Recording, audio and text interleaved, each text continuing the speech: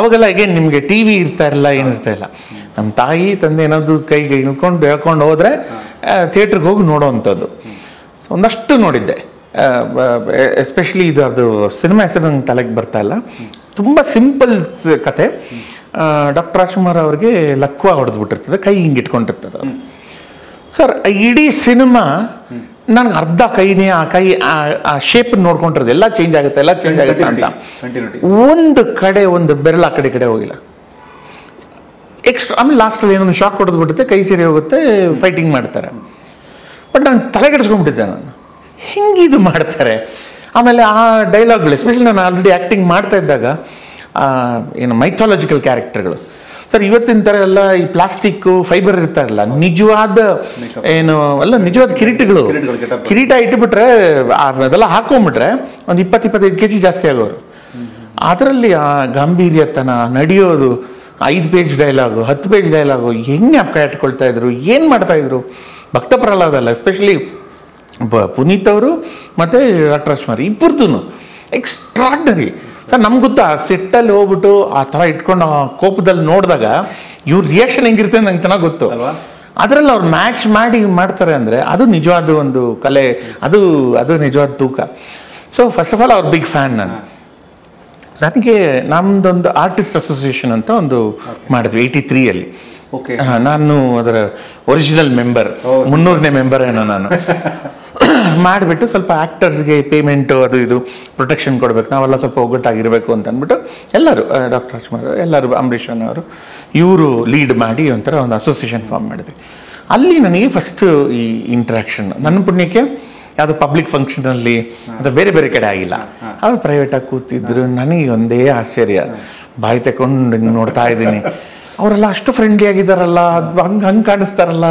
ಇಲ್ಲಿ ಅಂಬರೀಷ್ ಅವರು ಏನೋ ತಮಾಷೆ ಮಾಡ್ತಾ ಇದ್ದಾರೆ, ರೇಗಿಸ್ತಾ ಇರ್ತಾರೆ. ನನಗೆ ಅವ್ರು ನೋಡಿ ಇವ್ರನ್ನೆಲ್ಲ ಹಿಂಗೆಲ್ಲ ರೇಗಿಸ್ತಾ ಇದ್ದಾರಲ್ಲ ಇವರು ಅಂತ. ಅವರು ಜೋಕ್ ಮಾಡ್ಕೊಂಡು ಅವ್ರನ್ನೂ ತಮಾಷೆ ಮಾಡ್ತಾಯಿದ್ರು. ಆವಾಗ ನನಗೆ ಒಂದು ಸತಿ ಮಾತಾಡಿ ಅಂತ ವಿಶ್ ಮಾಡಿದ್ರು. ಆಮೇಲೆ ನಾನೊಂದು ಮಾನವ ದಾನವ ಅಂತ ಒಂದು ಸಿನಿಮಾ ಮಾಡಿದ್ದೆ. ಅದರಲ್ಲಿ ಅಥವಾ ಈ ಬಂಧ ಅನುಬಂಧ ಯಾವುದೋ ಎರಡರಲ್ಲೊಂದು,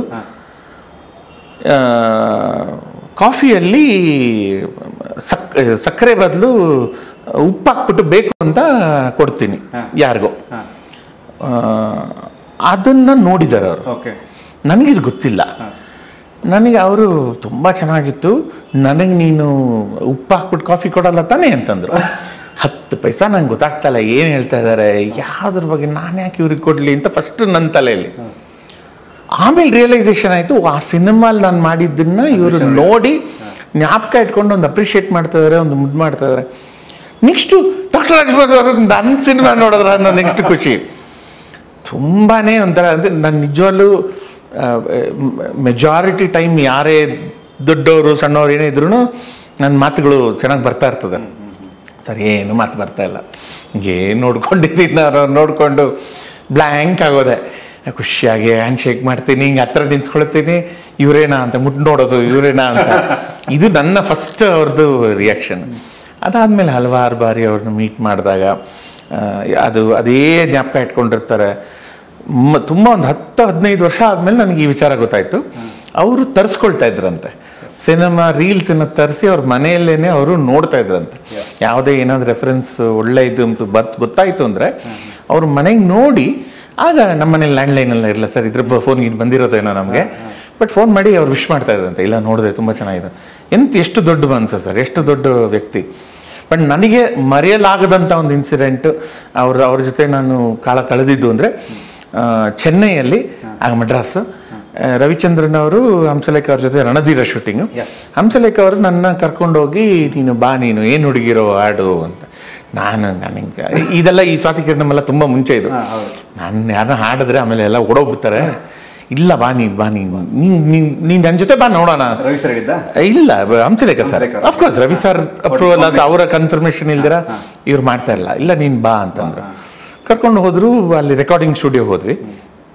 ಅಲ್ಲಿ ಹೋದರೆ ನನ್ನ ಲಕ್ಗೆ ಡಾಕ್ಟರ್ ರಾಜ್ಕುಮಾರ್ ಅವರು SPB ಸಾರ್ ಇದ್ರು.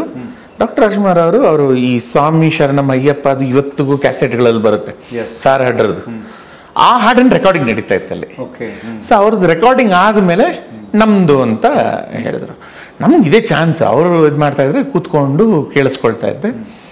ಒಂದು 10-15 ನಿಮಿಷದಲ್ಲೇ ಲಂಚ್ ಬ್ರೇಕ್ ಆಯ್ತು, ಮುಗೀತು ಅವ್ರದ್ದು. ನಾವು ಆಯಿತು ಅಂತಂದ್ವಿ. ಅವರು ನೀವೆಲ್ಲಿ ಹೋಗ್ತಾಯಿದ್ರ ಅಂದರು. ಇಲ್ಲ ನೀವು ಊಟ ಮಾಡಿ ಬಾಬಾ ಅಂತ, ಕ್ಯಾರಿಯರಲ್ಲಿ ತುಂಬ ಇದೆ ಅಂತಂದು ಅವ್ರ ಜೊತೆ ಆ ರೆಕಾರ್ಡಿಂಗ್ ಸ್ಟುಡಿಯೋಲಿ ಇವತ್ತೂ ಮರೆಯಲ್ಲ ಸರ್. ಒಂದು ಸಣ್ಣ ರೂಮು, ಸ್ಟೀಲ್ ಒಂಥರ ಈ